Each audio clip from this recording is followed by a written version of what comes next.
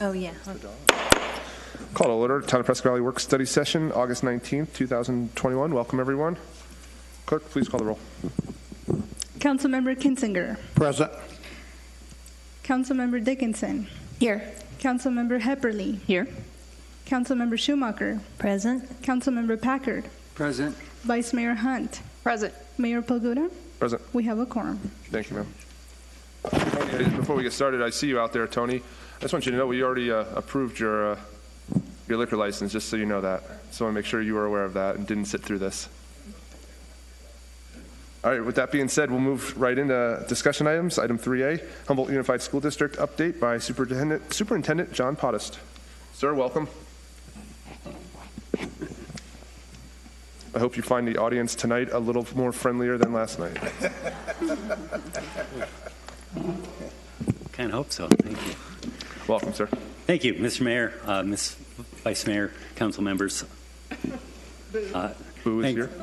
Who? Liddy? The dog's name is Boo. Boo. Boo, welcome.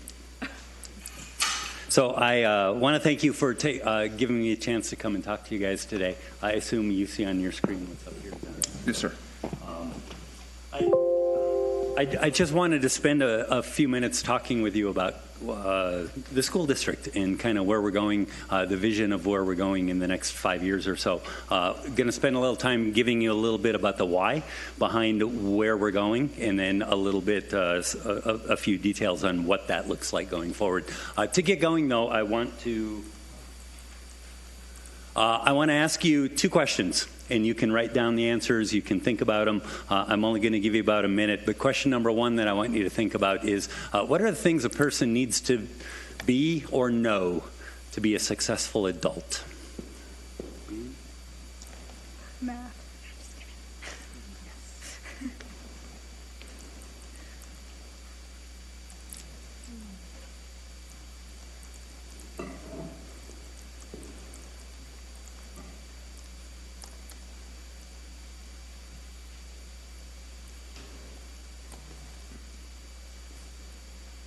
And I could give you a lot more time, but for the sake of time.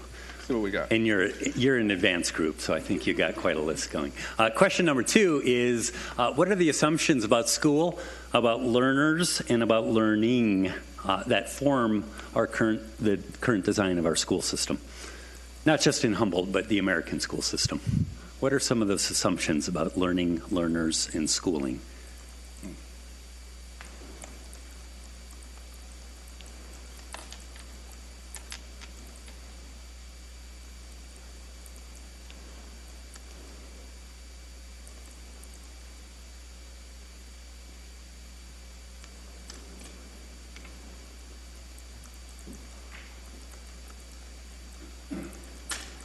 And again, for the sake of time, we'll move on. I think you've got enough for the activity. And I ask you those two questions for the million-dollar question, Rich, which is really the items in column 2, are they really preparing our students for column 1?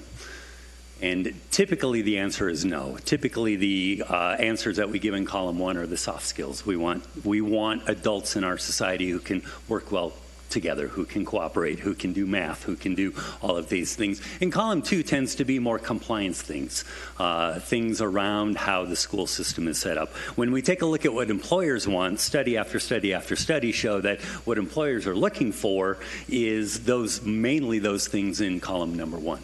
What employers are saying is, I can teach you the skill.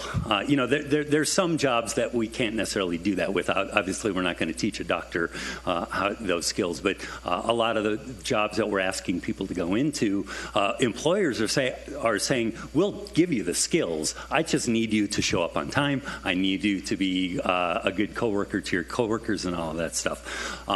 So that's one of my whys. When we talk about what we're looking at doing in Humboldt Unified School District for the future of our students, one of the ideas behind that is, are we really preparing our kids for what we need them to do to be successful in column number 1?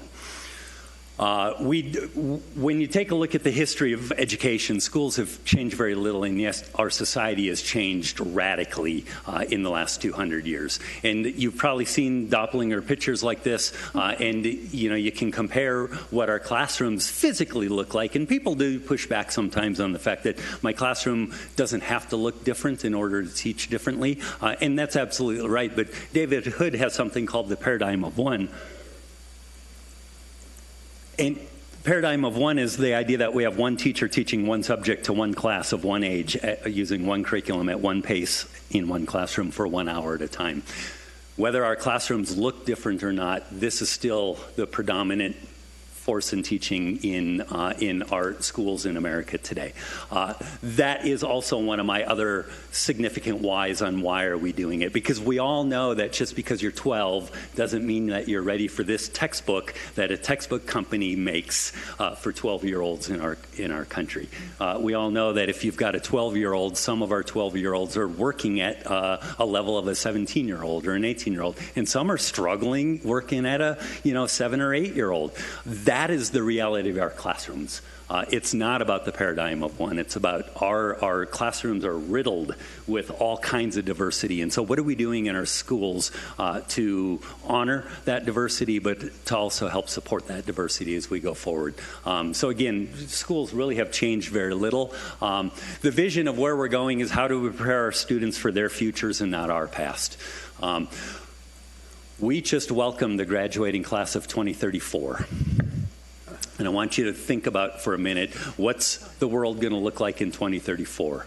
What are we preparing our students? What jobs are we preparing our students for in the class of 2034? And I do know that if we continue to operate on how I went to school, we're not going to prepare them for 2034. We have a school system that, for the most part, what we need to do and what we need to start questioning is how do we prepare students to solve unknown problems rather than predetermined careers? Because, again, when we take a look at our educational system, it really is set up around a series of compliance pieces. It's set up around a series of preparing students to do something. I want to be a doctor. I want to be a lawyer. I want to be an accountant. I want to do something. And I think we really need to shift away from that model of preparing kids to do something, and we need to prepare them to do anything. Because when we prepare them to do something and that something doesn't exist in 2034, they're going to struggle. But if we prepare them to be problem solvers and do anything, then they're going to do anything. And it doesn't matter what 2034 looks like, they're going to be prepared to go into that world. So the concept that we use going forward is personalized learning, and I want to talk a little bit about what that looks like. But first of all, I want to talk about just the idea of what is personalization before we get into personalized learning. And there's three realities that I want to talk with you real quickly about. One is personalization is a driving force in our students' world and in our world today, too. Anthony Kim, he's a CEO, he defines personalization as a practice of dynamically tailoring any service or product to the wants or needs of the consumer. And so when we take a look at that in our lives, we're immersed in personalization. From Starbucks, if you walked into Starbucks and said, or you walk into a coffee shop and say, I want a cappuccino, frappa, mocha, blah, blah, blah, and they say, I'm sorry, all that we have is coffee. That doesn't exist in today's world. We as adults, we as people in our world, we expect that people are going to personalize things a little more for us. We can personalize what we want to watch. When I was a kid, you had 3 channels and you were bound by what NBC said they were going to show at 10 o'clock. That's not today's world. You can watch what you want, when you want, why you want, how you want, where you want. Starbucks is the same. It's shopping, it's our social media, it's our news, but it's also major institutions.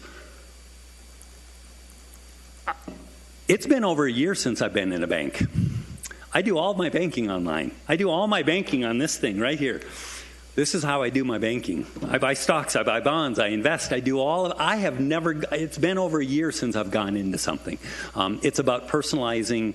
These institutions realize that our society has changed, and that we have people who are accessing what they have to offer in very different ways today.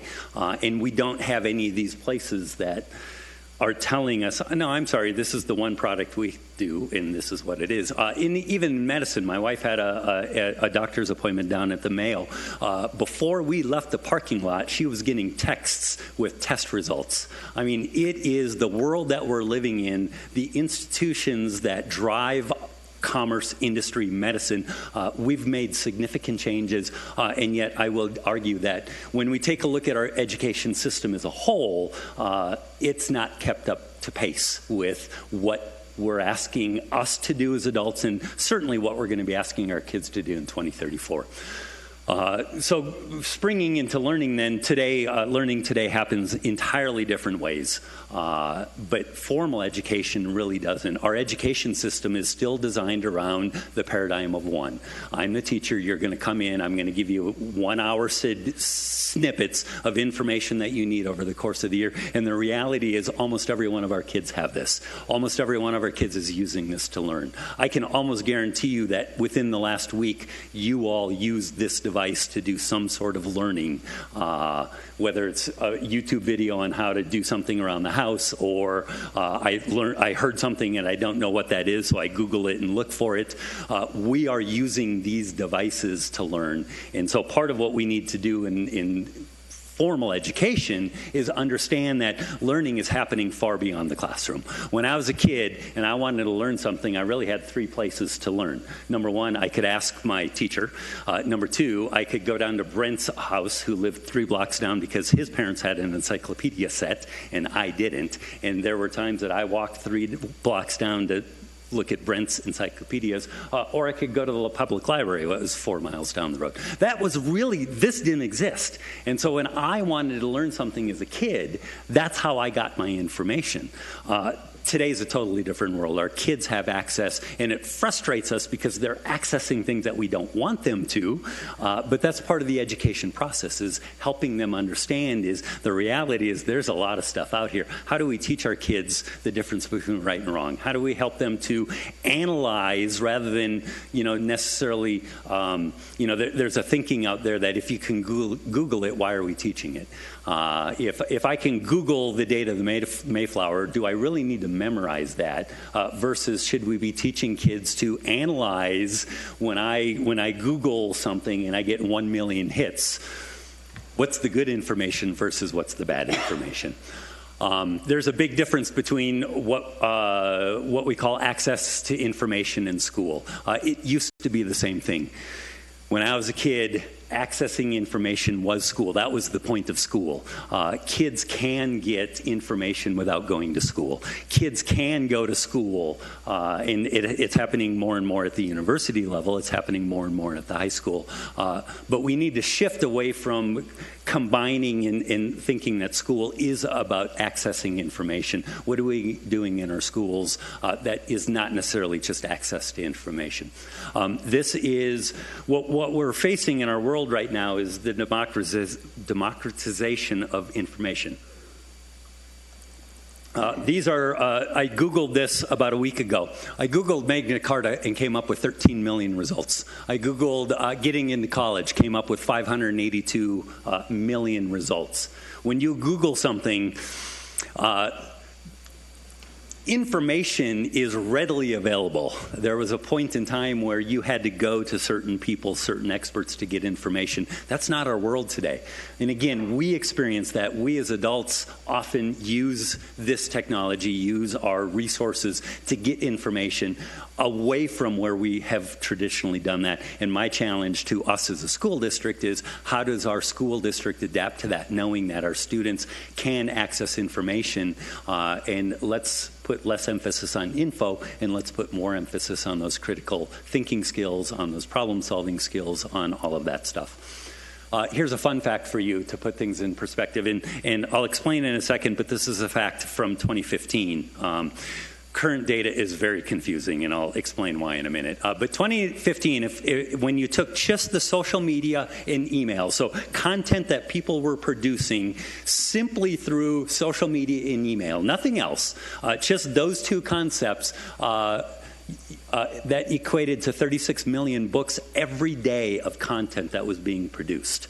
In today's world, there's not really an equivalent of books. It's just terabytes, it's megabytes, it's 10,000 terabytes of data that's produced by people every single day. We're living in a world where our students have access to this, but not only do they have access to it, but they're legitimately contributing.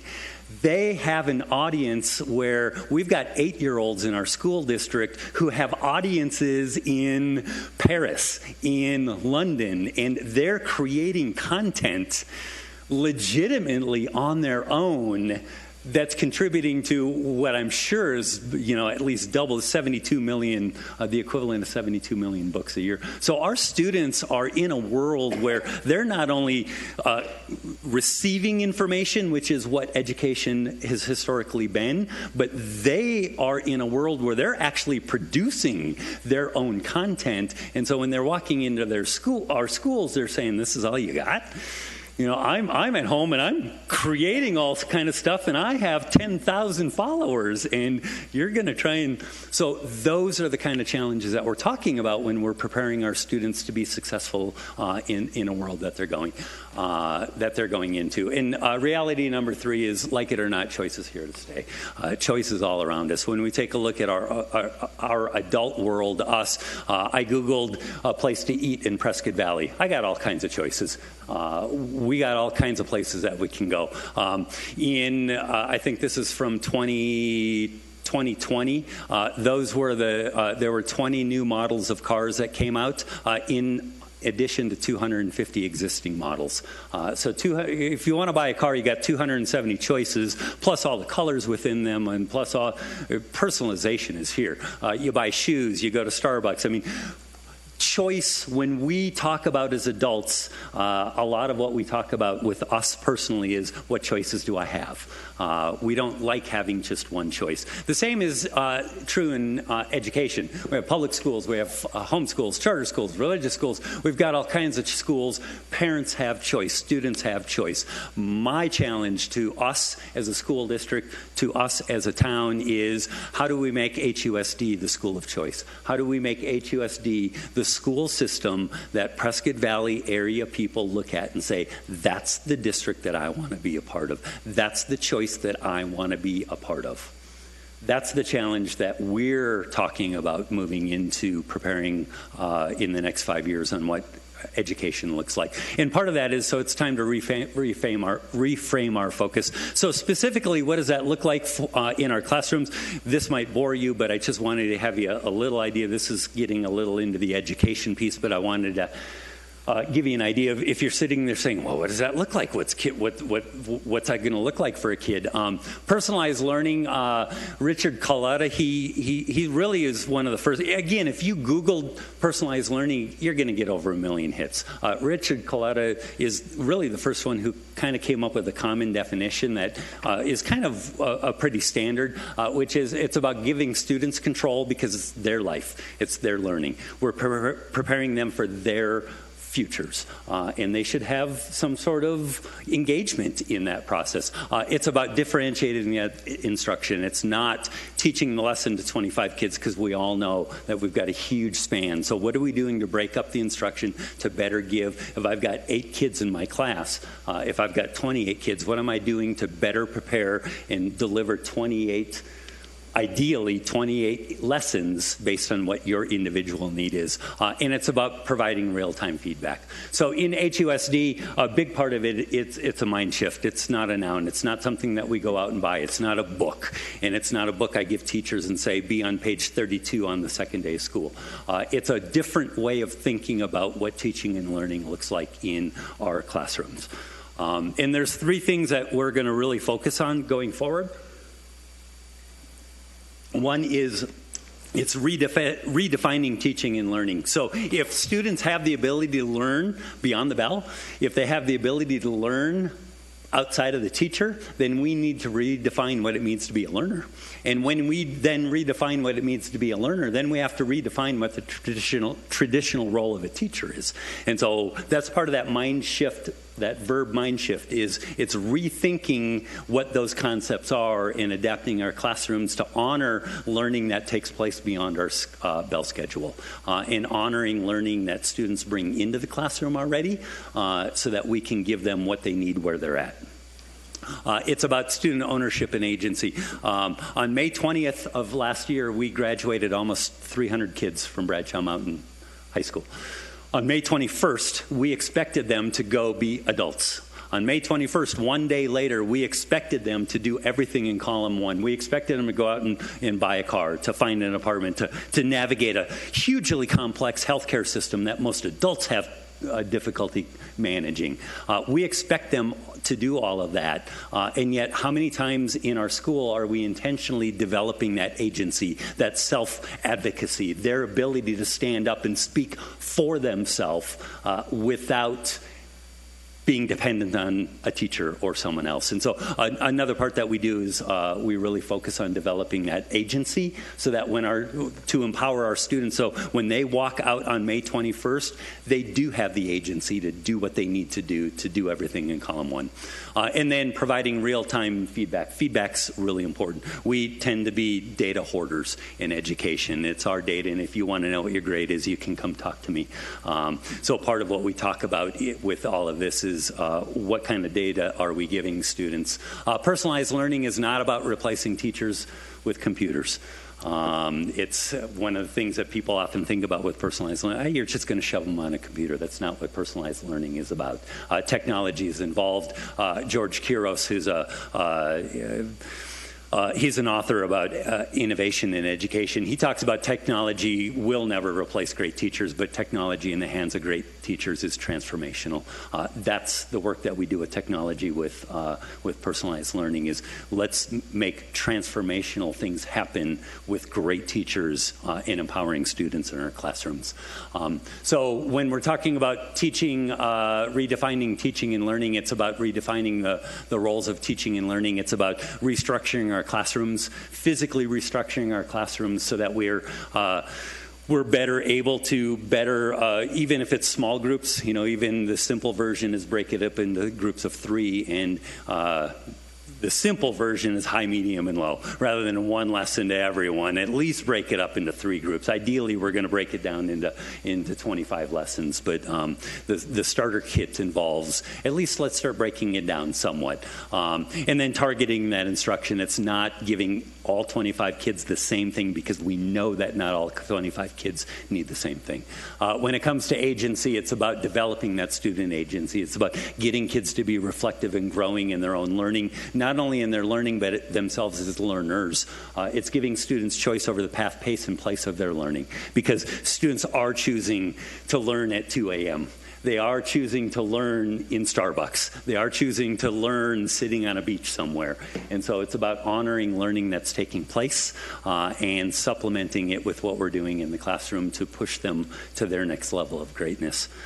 We are doing some work with standards, standards reference grading, which is really all about giving better detail to both parents and students about where a student is in their learning process. And we're doing a lot of that work right now, starting this fall with our schools. And then the data. What data are we using and how often are we using it and who has access to that?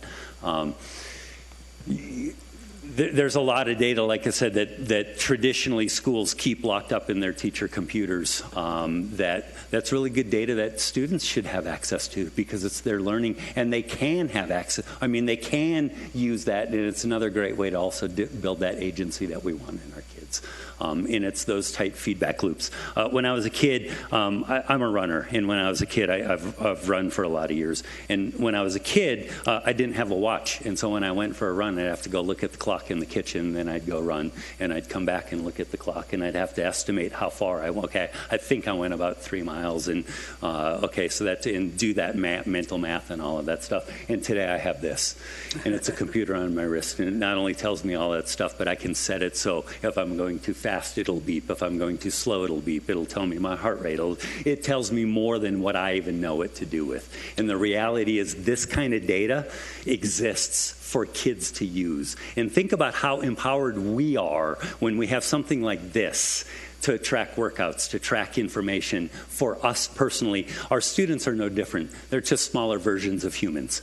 But what motivates us and the fact that we have access to technology that gives us instant feedback about what we want to know, there's no reason something like that shouldn't exist in our classrooms, where kids know right now, what's my pace? Where am I? Am I going too fast? Am I going too slow? Do I need to correct? And so that's part of what we're working with data sets in our schools, is what data are we collecting? What data do kids have access to? And how often are we using that with our students? So.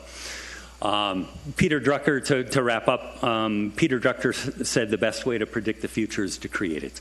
And for HUSD, that's about creating a future. If we want Prescott Valley to be the premier destination in Arizona, part of that is the school system. And we want HUSD to be the school system that when people look at what are my options, of course it's going to be HUSD. So we're moving forward on creating our future as we move forward, and I'm really looking forward to that. I wanted you guys to be aware of some of the work that we're doing, and more than happy to answer any questions, either tonight or in the future. Thank you. Thanks, John. Council? John, thank you, Mr. Mayor. John, I just have one comment. I've always considered in my career that a school district is an incentive when we're attracting businesses to an area. So I thank you for trying to do your very best here, and I'm glad you're here. So how can we, as a town, as a council, as residents, help make the choice, make people make the choice for Humboldt Unified? How can we help you? I think as we go forward with all of this, I've been doing some work with staff starting last spring and into this year. Coming up here soon, I'm talking to you guys tonight. I'm going to be talking to parents. We're going to have some meetings coming up in the first semester, talking to parents, letting our community know. So one of the things that you guys can certainly do is, if you're getting questions, if you're hearing things from people, certainly direct them over to me. I'm more than happy to answer questions. Like you said, the vibrancy of our community, and one of the first questions that people ask when they're looking at coming here is, what do the school systems look like? Encourage them to reach out to me or to the schools.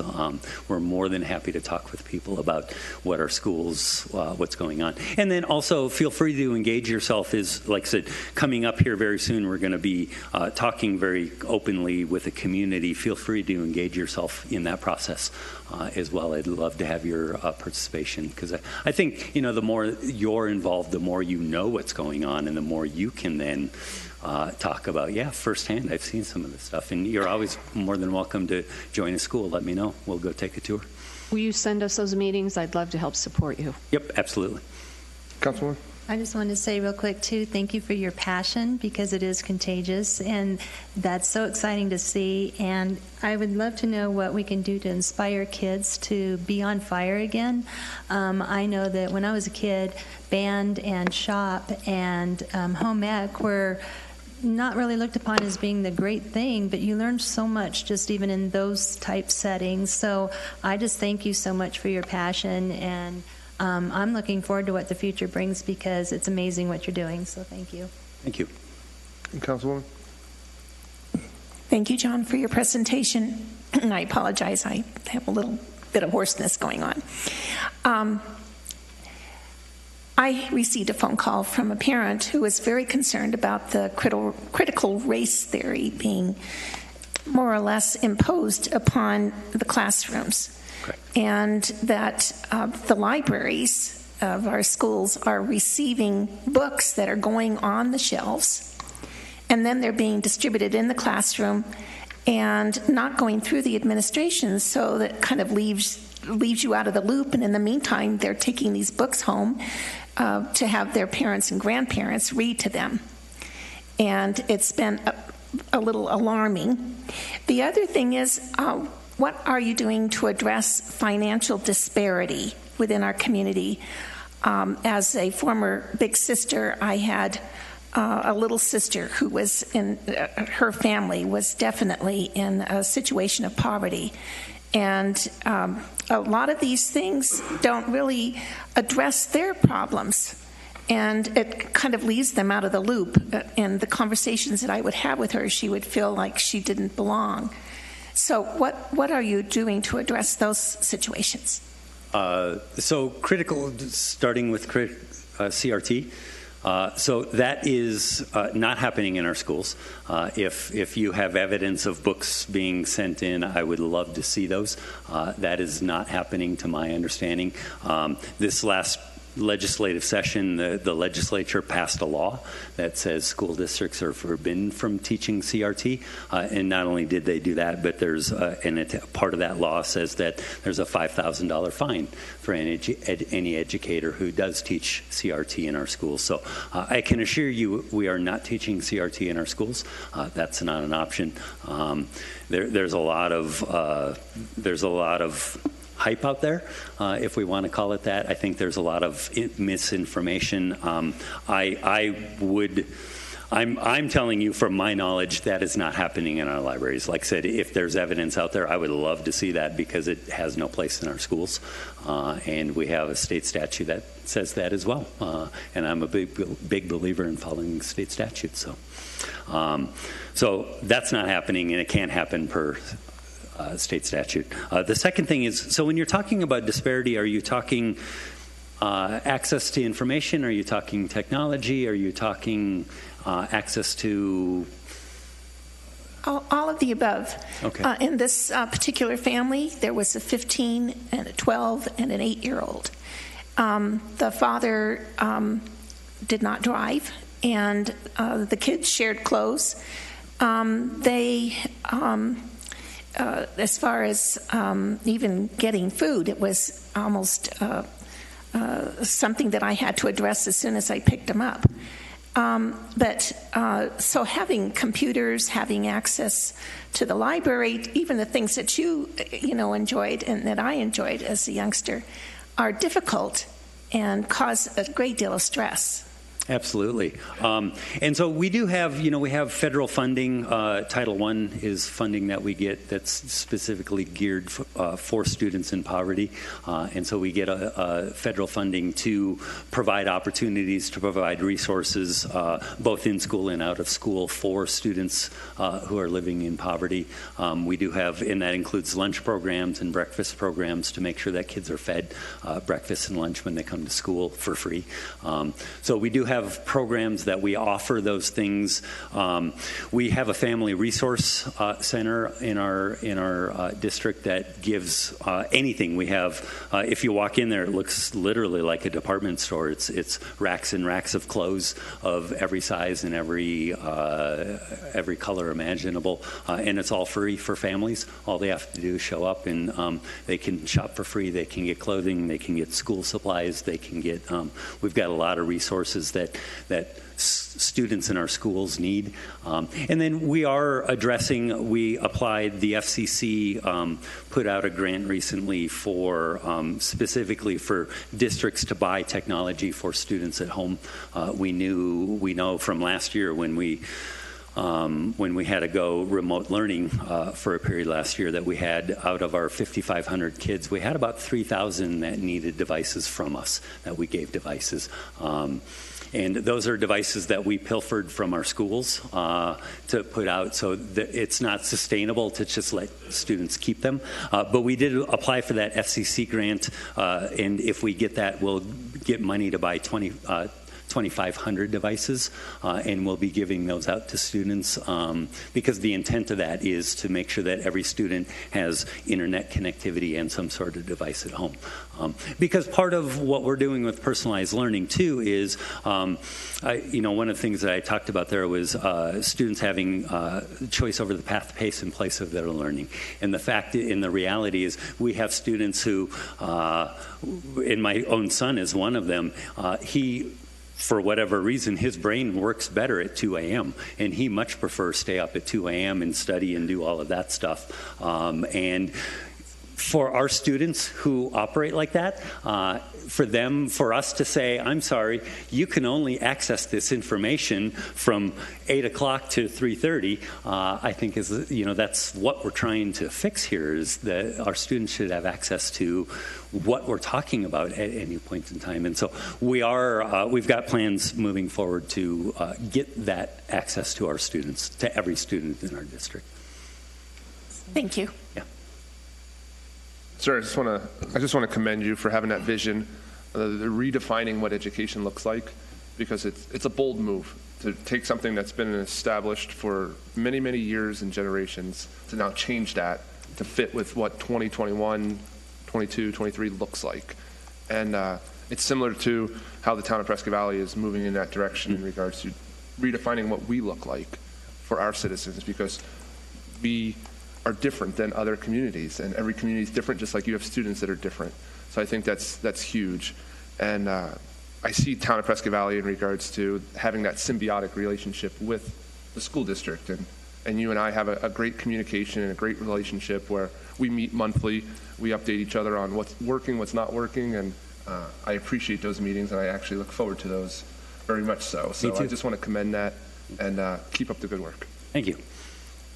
Council, we have anything else? Sir, thank you. Thank you. Have a great night. Moving on, item 3B, use of American Rescue Plan revenue. Ms. Katie.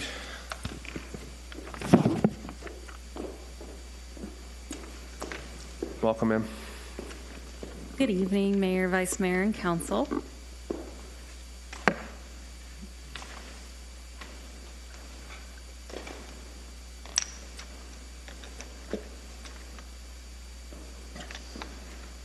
So tonight I'm going to talk to you about the American Rescue Plan. Back in March, the Congress passed the American Rescue Plan, and that was signed into law on March 11th.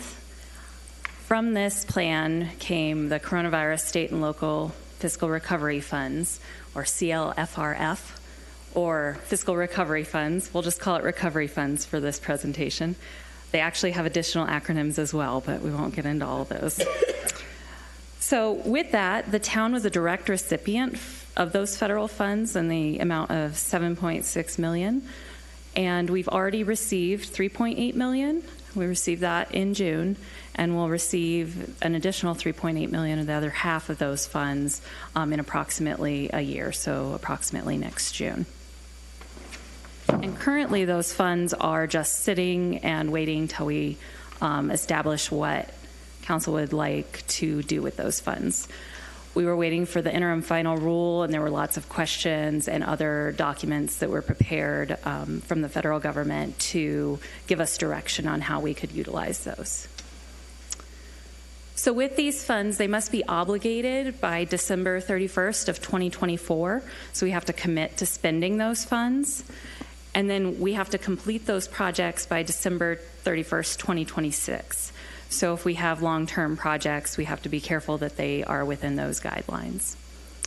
Important considerations that Treasury wants us to keep in mind during this process was to keep things equity-focused, community empowering, worker-centered, and results and evidence-focused. We have several different categories where those funds can be spent, including supporting public health, addressing negative economic impacts, and both of those items are related to the direct impacts of COVID-19 on the community. Additionally, replacing lost public sector revenue, providing premium pay for essential workers, and investing in water, sewer, and broadband infrastructure.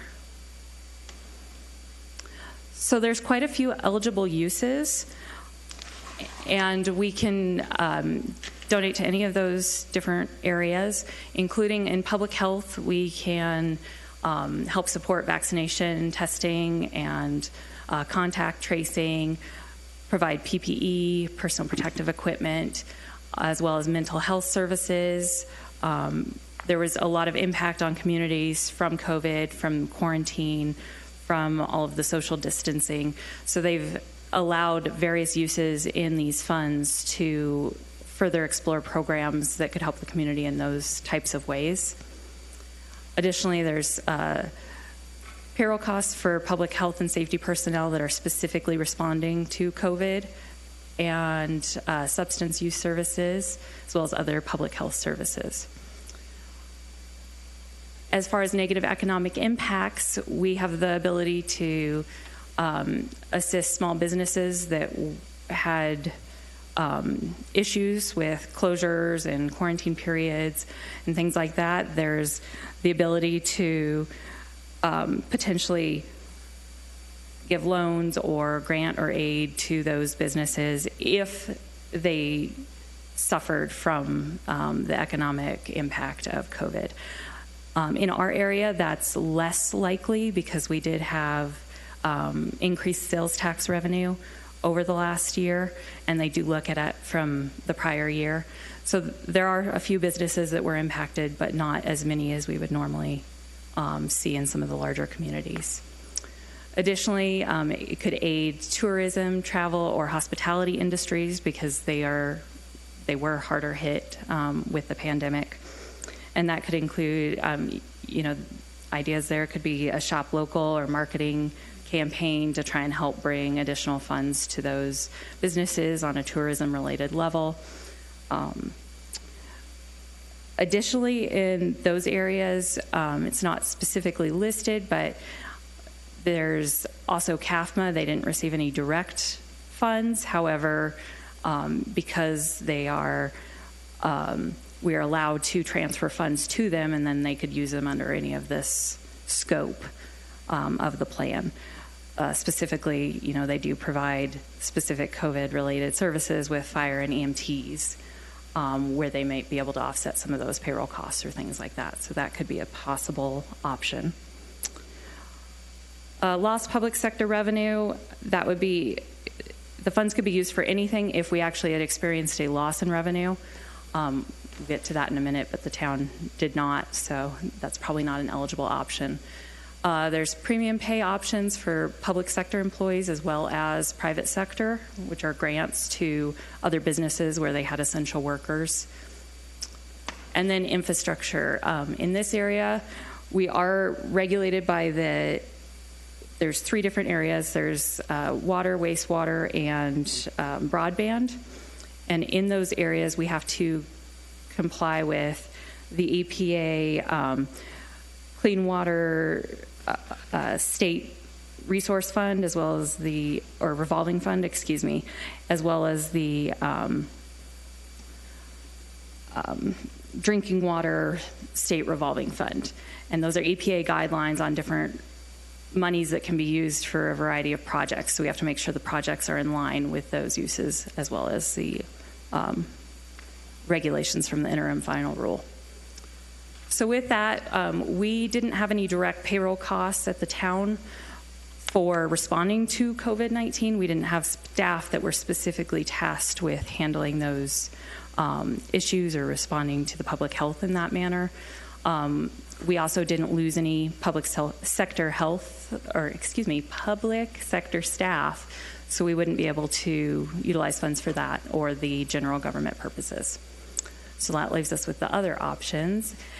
And on this page, there's just some specific eligible uses. This is by no means going to limit council. There's anything that you would like to explore, we can absolutely look into further.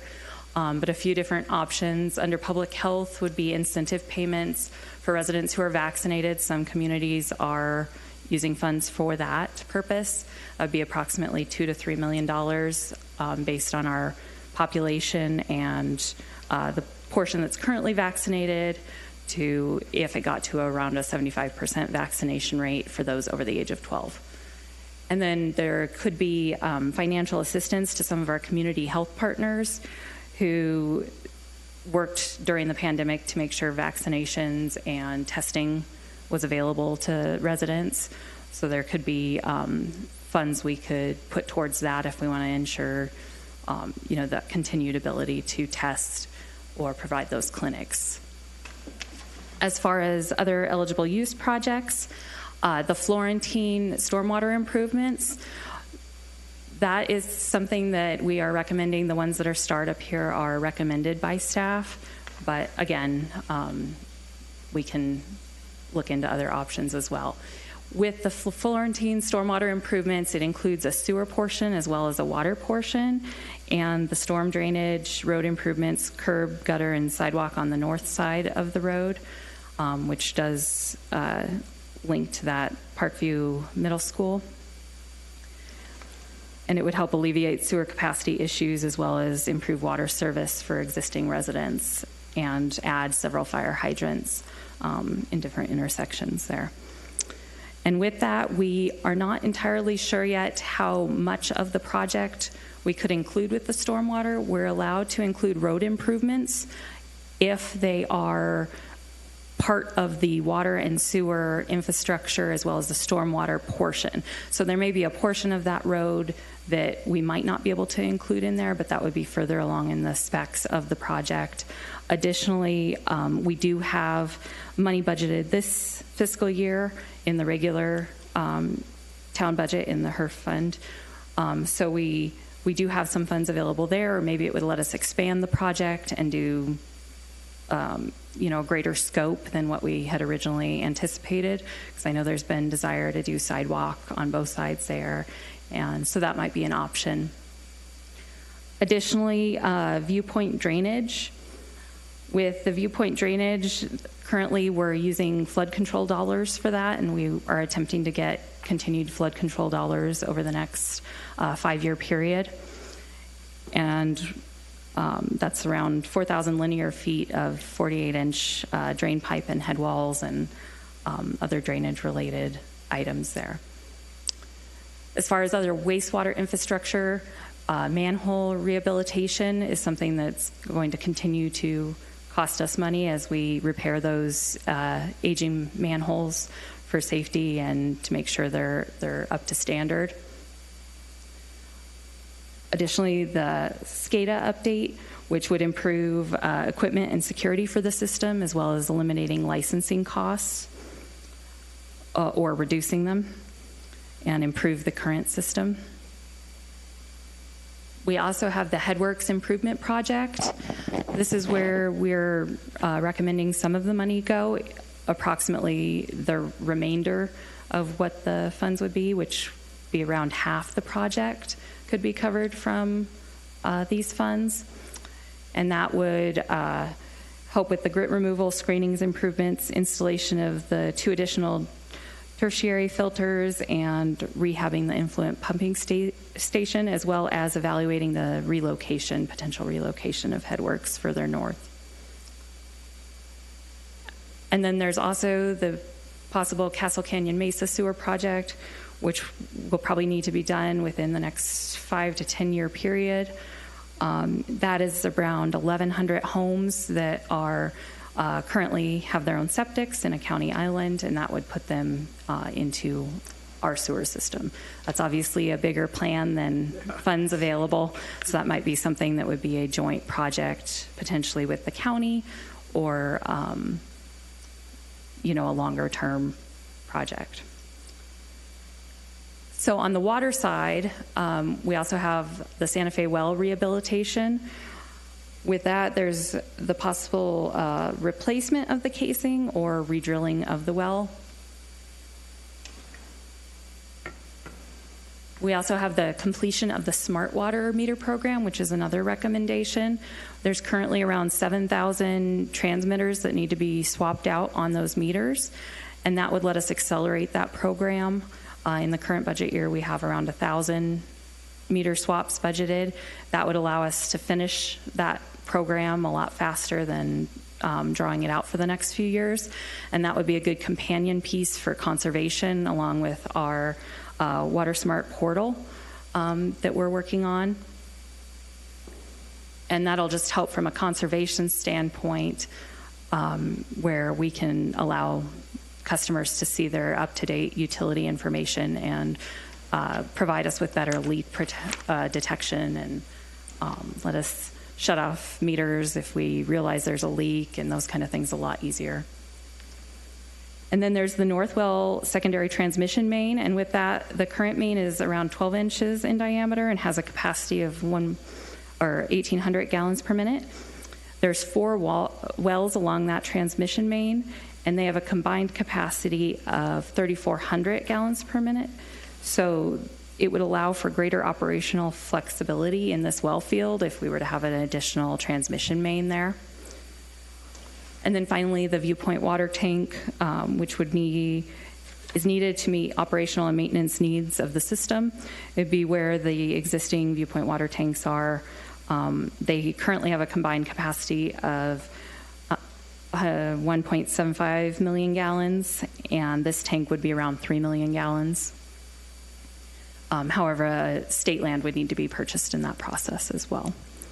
But so these are just some things for council to think about, and if anyone has any suggestions or areas where you would like us to focus our research as we move forward on how we can spend these funds. Thanks, Katie. I think an effective use of our time in regards to this would be, we have our strategic planning next week. And I think at the completion of that strategic planning, we were all going to be able to have our input, and then based off of what our input is, then hopefully staff can then take that and then see how it applies. So we're not playing this game, well, will this work? Will this work? Will this work? And if we come up with that, we identify our projects that we want that way, and then we leave it up to staff to kind of filter through and then come back and say, hey, we can apply this to this, if that seems doable. Absolutely. And council, I don't know if that sounds okay for you. Absolutely. All right. Well, I appreciate this, and then Yeah. we'll be able to circle back with hopefully positive news from next week on what direction we want to go as a council in a town. That sounds good. Thank you all very much. Thank you, ma'am. We're moving on to item 3C, purchase type 2 water right and related property. Mr. Manolo. And Councilwoman Schumacher had something to say prior to your presentation. So thank you, John. I am making a public statement at this time that there is no relationship with the Schumacher and Schumacher, even though my last name is Schumacher. And so our name is similar, but I'm not recusing myself when it comes time to a vote, and I just wanted to let you all know that. Thank you. Thank you, ma'am. Thank you, Mayor, Vice Mayor, members of council. Tonight we're talking about the potential purchase of type 2 water right. So this is a 68.6 acre-foot water right with the certificate number listed above. These are water rights that were issued by the Arizona Department of Water Resources for water uses that were occurring prior to 1980 when the Groundwater Management Act was passed. So it recognized existing uses in the active management area that were occurring at the time. So it did not reduce or take away those water rights. This particular water right is kind of the king of water rights in the AMA. It's a portable water right. It can be moved from site to site, to well, as long as it stays within the active management area. Other water rights that were pre-1980 water rights you cannot do that with. In this particular case, the water right was established in the Chino Valley area, and we'll talk about the location. But again, the location doesn't matter because we can assign our wells to either exercise it or to provide a forbearance on that. I know this is probably important, but the type 2 water rights themselves cannot be pledged to a certificate of assured water supply. So you cannot put those into what's called a certificate of assured water supply. These are water supplies that are designed for subdivision development. This type 2 water right cannot be worked into that. It can be extinguished. That means entirely done away with, and you could receive a allocation from that extinguishment. If you did that the year that this transfer would be completed, which would be next year after escrow period, you would receive all of 2 acre-feet out of your 68 acre-foot water right. Because these are on a declining scale, the extinguishments are. So, that's definitely not what we're looking at doing.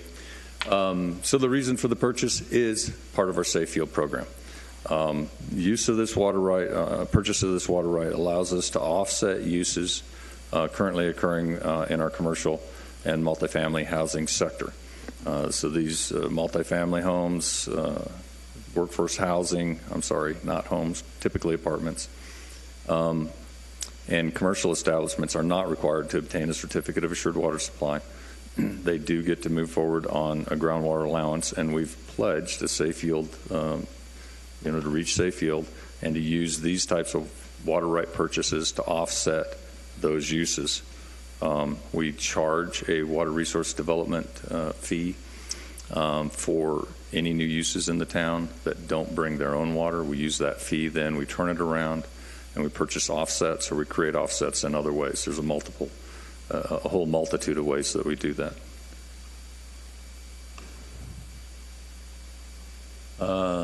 That's the purchase.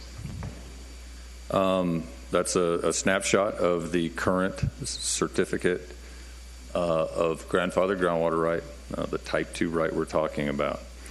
Kind of maybe hard to absorb that the cost of this purchase is involved in that certificate. It's important, though, to know that water rights are a real property right, and they're as real to the use of a water, to exercising use of water, as, say, a title to your car is important for the purchase and continued legal use of your car, or the deed to your house. These are significant documents. The Department of Water Resources finds that this particular type of water right is 100% reliable. The landowner and water right owner does not want to separate the land from the water right purchase. So along with this will come nearly 20 acres of land. This land is located in Chino Valley. The diagram on the left kind of shows where, in the little red section there, where it is in relation to the town boundaries and Highway 89. And then, of course, a little zoom in on it there. It has some pretty significant historical basis. It was the site of Perro, which was a siding on the Atchison, Topeka, and Santa Fe Railroad. It was also where that railroad put water into tankers and took it to Grand Canyon and other sites along their rail line to provide water for either the steam trains or other sites. And it's also where one of the Del Rio Springs emanates. Now, we do not get a water right to Del Rio Springs with this, but it was originally a water right that used Del Rio Springs, has been converted to this type 2 groundwater right. We worked on developing some comps for comparison of purchase price. There really aren't a lot of these.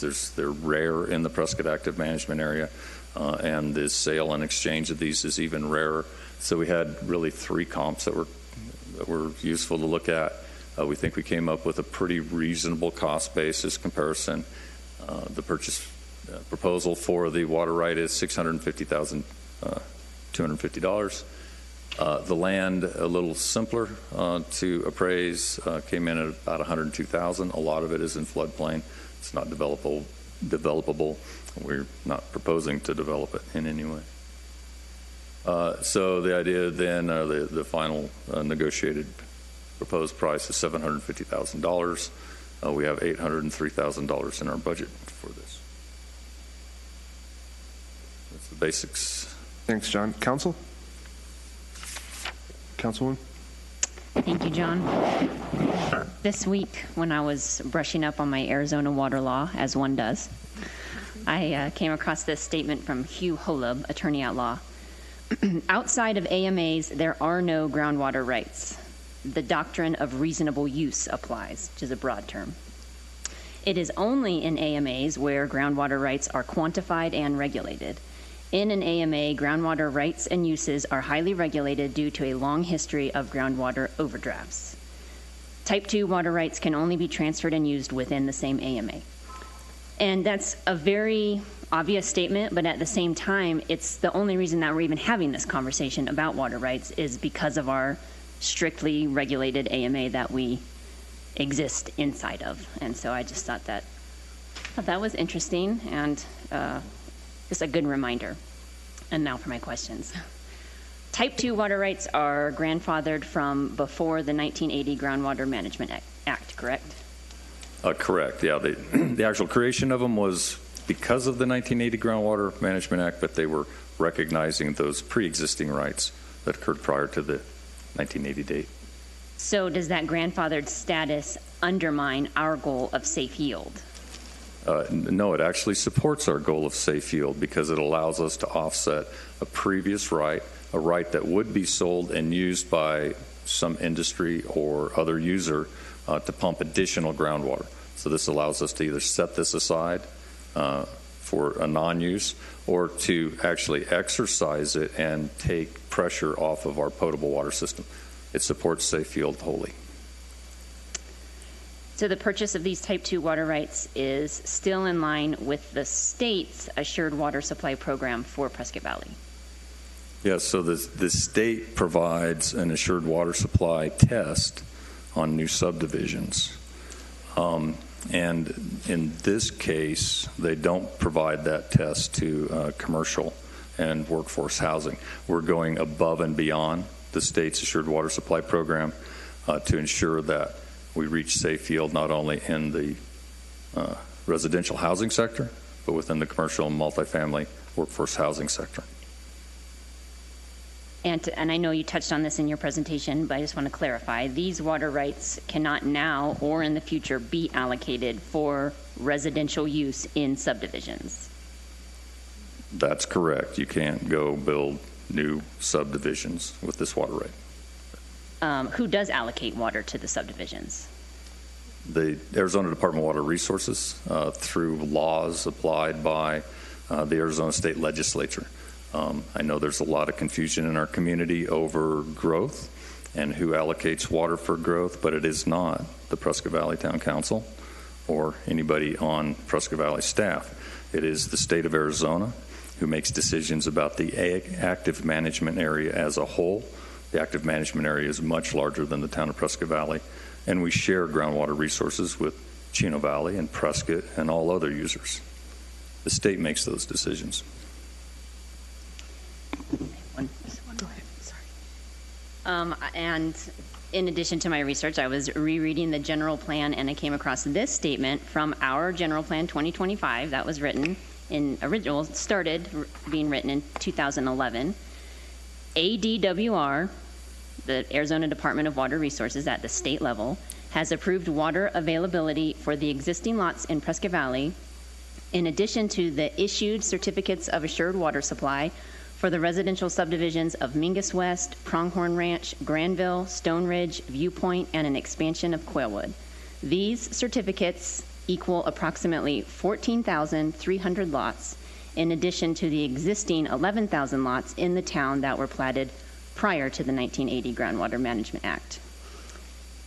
So that was written in 2011. It applies to water that was allocated probably 10 years before that to these subdivisions. So would you say that PV's practices as of today are in line with the idea of controlled growth? Absolutely. The state's very strict water laws have severely limited growth in Prescott Valley, in spite of what the perceptions might be. Had we not had these severe limitations on access to water, Prescott Valley would be much larger. So over the past 21 years since the declaration of groundwater mining, that was when the Department of Water Resources, the state, stopped issuing new groundwater allocations to subdivisions, the subdivisions you referenced, Council Member.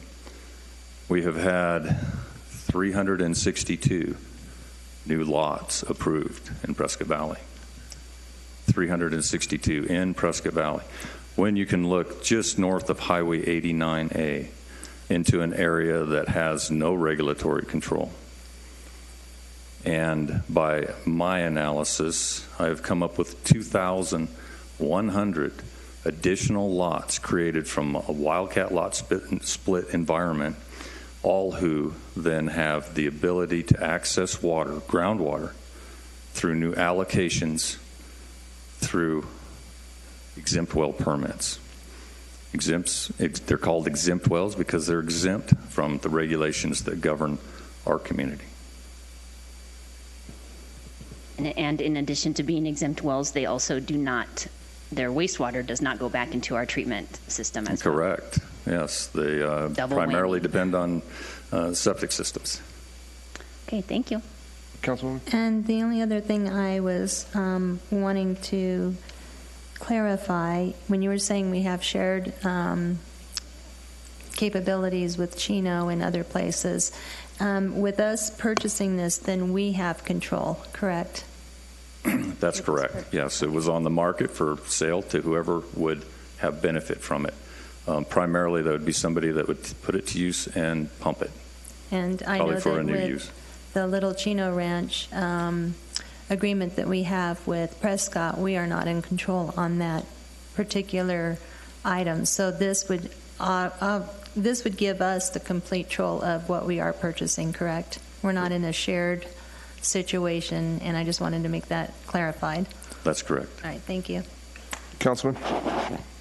John, I have a question. Last week, we heard from a citizen that stated that based on a water audit, Prescott Valley was losing the twice the amount of the water that we should be, and that was normal.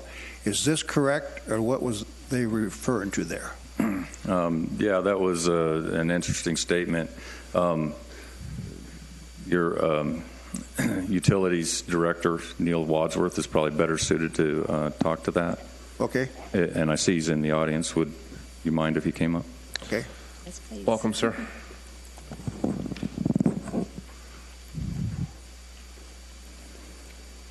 Good evening, Mayor and Council.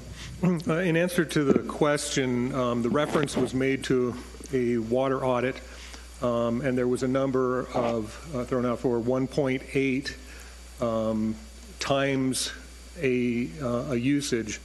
The 1.8, it's a infrastructure leakage index number, and it does not compare us to what's normal.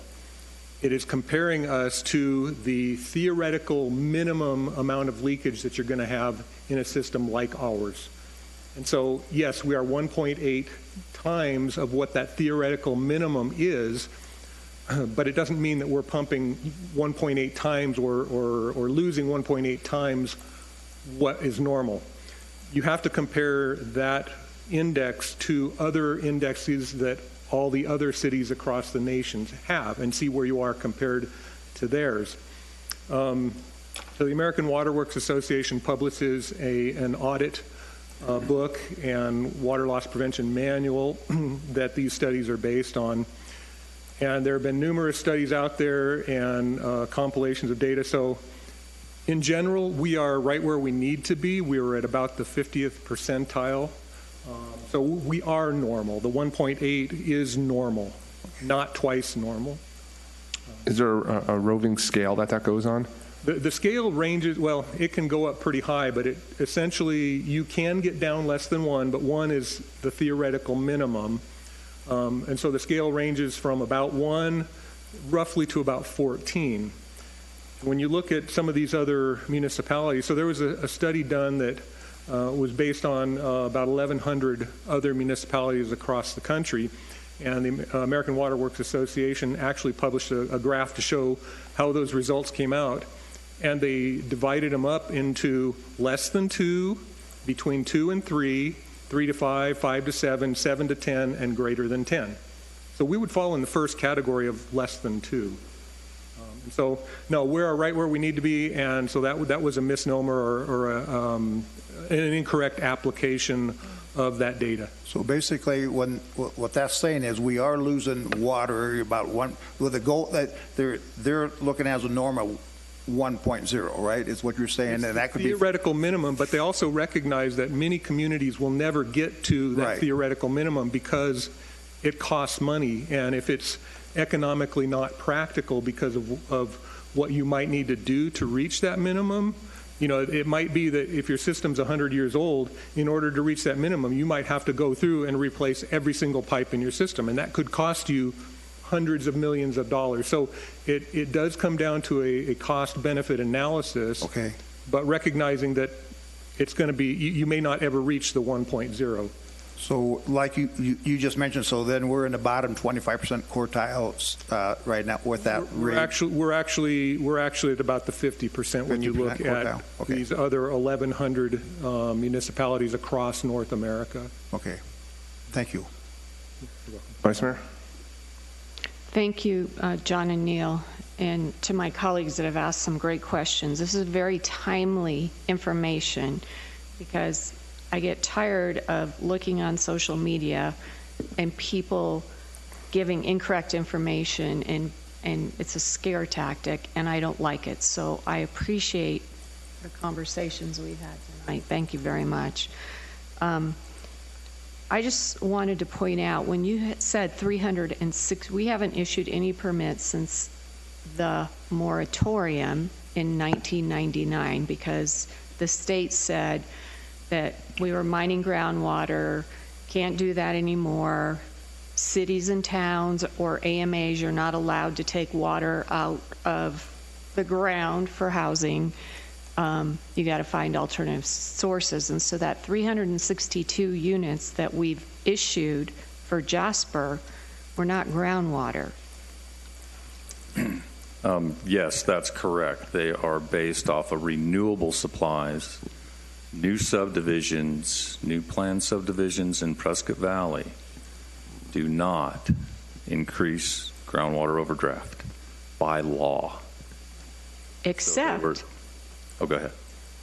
except what you mentioned before, the exempt wells who are appropriately, whose subdivisions are appropriately termed wildcat, I think, because they can create as many lots as they want, they can drill all the wells that they want, they can not reclaim their septic system, and it's taking from our groundwater. And because some of those lots, even though they're in the unincorporated area, but have a Prescott Valley address, people think that that's within our town. But what I like to say, because you've educated me so well, John, is that we are in a moratorium. We can't use groundwater. And people just, from our speakers last meeting, people just don't understand that. And I don't know how best to get this word out. I know we have money in the budget to do, get more information out, and I think that would be great. But just a little bit more that, we're doing as much efforts for safe yield as possible. This is a safe yield effort. Our injection well is a safe yield effort. Everything that you do and that Laura Lee has done on the Upper Verde River Watershed Project Coalition is a safe yield effort. I just wish people understood that.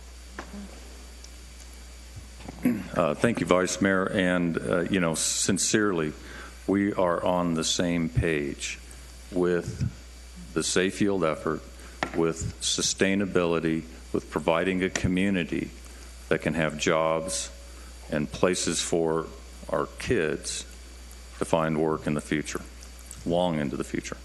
And I think it's important to know we've got that in our General Plan 2025. I see it probably even strengthening in our future general plans. But this is really a controlled growth community. Councilman? John, one more question. I'm sure the state's working on somehow, are there going to be some way that in the future that they can bring in these wells that are in the country, the septic tanks in the country? How are we're going to be able to start to control that, stop that, where they get brought in, where they have some controls and measures like we do? Council member, the issue of exempt wells is a very touchy one politically. I'm sure. It's viewed as a private property right. But we're looking at this issue. We've looked at it many times over the years. I've been beat soundly over every time we've approached it. This time we're looking at it from an equity standpoint. And by that I mean equal application of the law. So if a developer who proposes a subdivision has to adhere to the assured water supply rules and obtain sustainable replaceable water supplies, why wouldn't the same be true to a landowner Right. who wants to subdivide less than 5 times the wildcat definition? Why wouldn't that developer also be required to provide assured water supplies for future landowners? And that means not increasing overdraft, Right. not depending on exempt wells that are often located in areas where the water supply is already dubious because they're far away from the primary aquifer.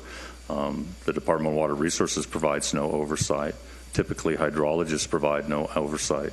And so you're at your own mercy. So why wouldn't we have consumer protection programs? Why wouldn't we have equal application of the law before the lot is created? Okay. So the other thing we're doing, sorry to drag this out, but we are looking at voluntary approaches for people that have exempt wells and want to address overdraft, and that is through a program with the Upper Verde Protection Coalition that allows homeowners to capture rainwater and recharge it directly to the aquifer. Okay. And that can offset potentially 25 to 40% of their withdrawals. Okay. Thank you. Councilwoman? I just wanted to say one quick thing, that the town of Prescott Valley and for our citizens, we want to say thank you to Neil Wadsworth and John Munderloh for your expertise, that you are the go-to person for any kind of questions that we have, because you've studied this, you're a professional in this, you have so much knowledge that I wish others would tap into because of getting the rumors that come out, and it's just crazy what is out there. So I just want to say thank you for all your clarifications and for all the hard work that you and your teams all do. So thank you for that. Thank you, Councilmember. I have a question. Go ahead. John, thank you for your presentation this evening. According to the agreement, I guess you have until, or we have until January 6th of 2022 to close on this agreement. Are there any procedures that need to be done between now and then, and what is your estimated timeline? The agreement spells out primarily, that most of the steps that need to occur. It's going to be an escrow time period as we go through title agencies for the land purchase. We'll be going through the Department of Water Resources for the transfer of the water right. Perhaps it could occur quicker, but we set that date at the seller's request. So that is, we're honoring their suggested time frame, their requested time frame on that. So I think most of the things are spelled out. I'm not an attorney on, any of these issues that require transfers or sales of property. John could be an attorney, and he'd do just fine. But, ouch. We do have an outside attorney, actually, who has been helping us with this, as does the seller. And the processes are all set out there in your agreement, and we're on our way. We should have this done by January. Very good. Thank you. That's everything. John, thank you for your time. Thank you. Thank you, Neil. Moving on, item 3D, updates status phase Prescott Valley Transit Plan. Mr. Rodriguez, thank you, sir. Welcome. Hi there. Pleasure to be with you all, Mayor, Vice Mayor, and members of the council.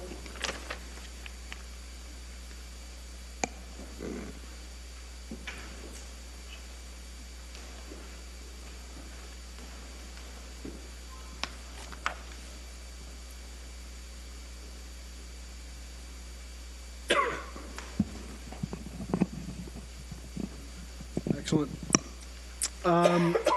All righty, so Prescott Valley Transit update. Just want to provide you with an FTA grantee status, transit implementation timeline, vehicle purchases, and service maps updates. Kind of building off from the previous items that we talked about here.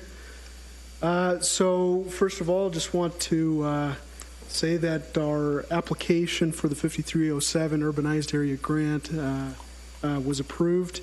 I thank the town attorney, finance director, and Deputy Town Manager for their work and support with the application.